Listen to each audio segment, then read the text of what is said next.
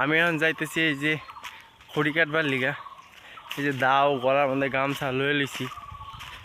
এই যে সামনে জঙ্গল, জঙ্গলের মধ্যে খড়ি কাটবার যাই।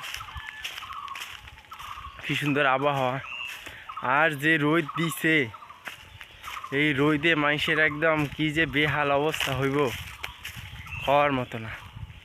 তা আমি এখন যেতেছি খড়ি কাটবার লিগা। এই যে কি সুন্দর শসিয়ার ক্ষেত কলা বাগানের মাঝখানে।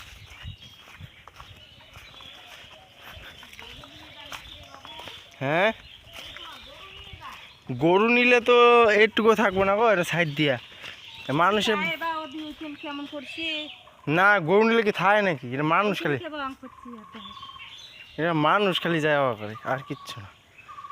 গরু আগে নিতাম যখন কলা খাচ্ছিলাম, এখন সরিষার মধ্যে কেমন গরু নেই।